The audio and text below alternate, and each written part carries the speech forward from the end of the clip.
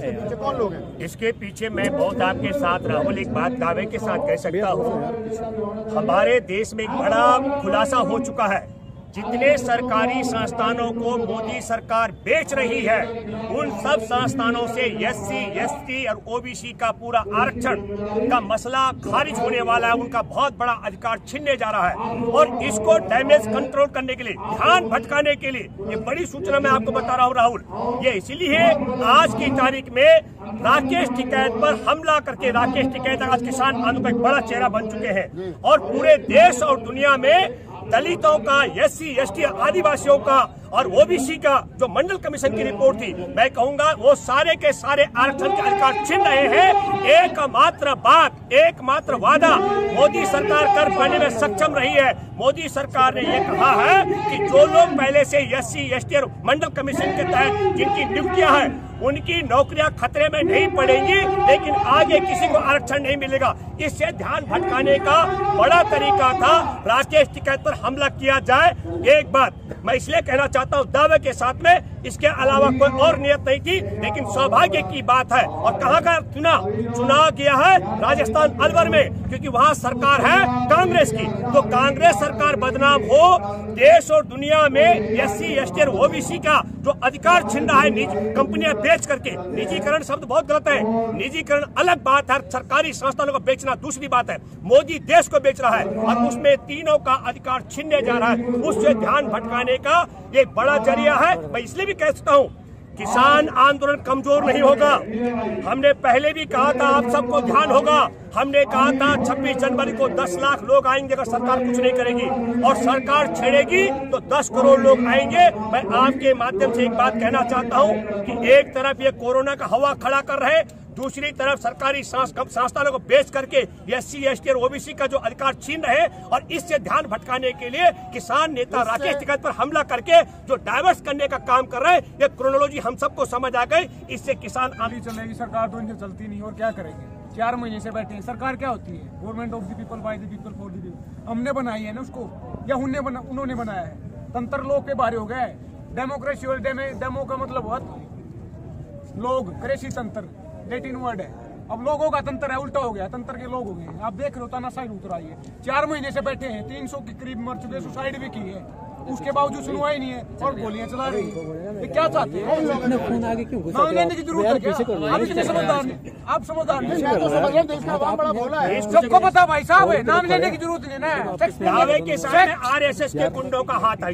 मैं दावे के साथ कह सकता हूँ मोहन भागवत के इशारे पर यह सब हो रहा है। आपके सामने है, हमारे देश के बैंकों में जमा पूंजी पर ब्याज कम किया जा रहा था, अचानक में उसको वापस करना पड़ा। अधिसूचना जारी करने के बाद क्या बोले?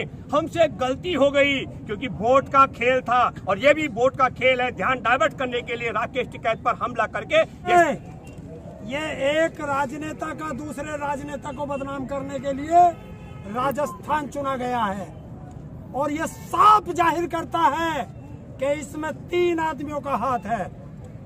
इसमें नरेंद्र मोदी, अमित शाह और मोहन भागवत, ये 3 जिम्मेदार हैं। और मैं बता देना चाहता हूं इन तीनों को कि ये वो राकेश टिकैत जी हैं जिसके एक आंसू पर पूरी दुनिया में सैलाब आया था, और अब तो उनके ऊपर गोलियां चली हैं, हमला हुआ है।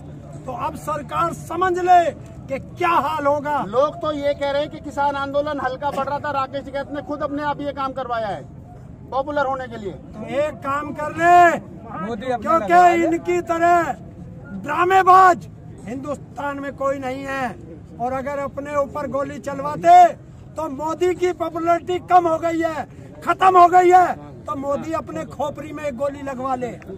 आरएसएस के मोहन भागवत, आपने कहा कि आरएसएस और मोहन भागवत, आरएसएस के मोहन भागवत, बीजेपी तमाम जो उनकी जो टीम है उन लोगों ने गोली चलाई, तो जांच का विशेष आरोप कैसे लगा सकते हो? अरे 4 आदमी पकड़े गए हैं, बीजेपी के हैं।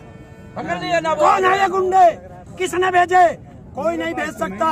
राकेश टिकैत जी से खतरा किसकी कुर्सी को है? आरएसएस और मोहन भागवत, अमित शाह और मोदी, इन 3 आदमियों को खतरा है।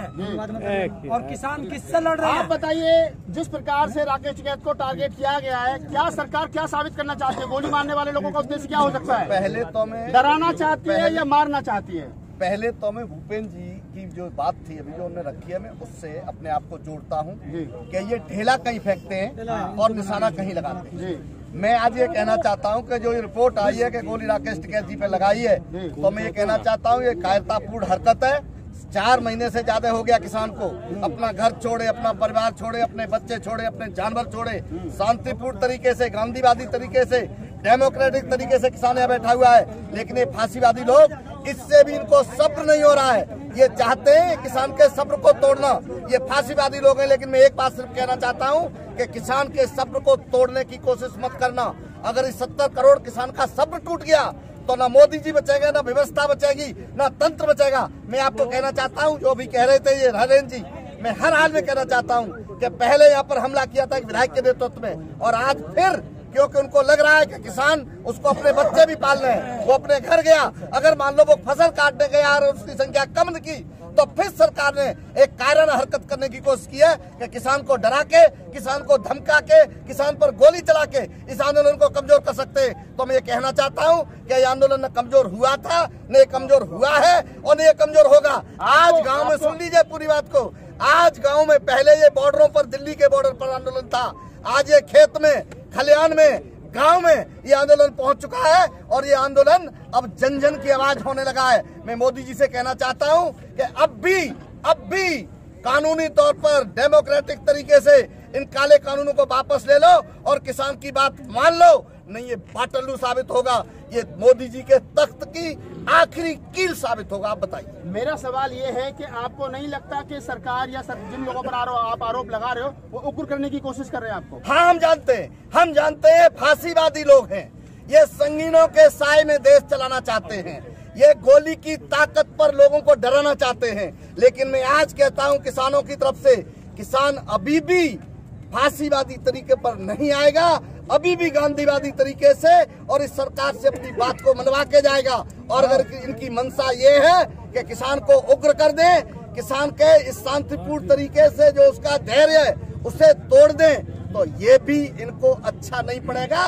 70 करोड़ किसान का अगर सब्र टूटेगा, जब वो इन पर जब जन सैलाब टूटता है तो हिमालय पर्वत झुकते हैं। मोदी जी कोई हैसियत। मैं एक बात बताना चाहता हूँ, एक बात आपके माध्यम से मैं कहना चाहता हूँ कि संसार में इतना बड़ा आंदोलन अहिंसक, और दूसरी बात कह सकता हूँ बलिदानी शहीद आजम भगत सिंह अशफाकुल्लाह की तरफ बलिदान देने वाला, तो मैं ये कहना चाहता हूँ ये लाख लाठी और गोली चलाएंगे, हमारे किसानों का तय है, हमने अपने अहिंसा के मार्ग को नहीं बदलना है। और दूसरा हमारा तय है कि सरकार लाठी चलाए, गोली चलाए तो हम सीना आगे करेंगे, लाठी चलाएगी तो सर आगे करेंगे, और जेल में डालेगी तो हथकड़ी के लिए हाथ आगे करेंगे, और अगर पानी की बौछार मारती है तो पीठ आगे करेंगे। न पीठ दिखाने वाले, न आंदोलन कमजोर होने वाला, न किसी भी दशा में हिंसक होने वाला। लेकिन मैं एक बात अपील करता हूँ, जहाँ तक हमारी बात जा रही है, अपने गाँव से लेकर कस्बे तक और कस्बे से लेकर जिले और राज्य तक हर जगह जहां संभव होता आरएसएस और भाजपा का पुरजोर ढंग से विरोध करें और बता दें इनको इनकी औकात कि हम लोग किसी भी कीमत पर इस देश को अन्न उगाने और अन्न खाने वाले एकजुट रहेंगे। रहेगा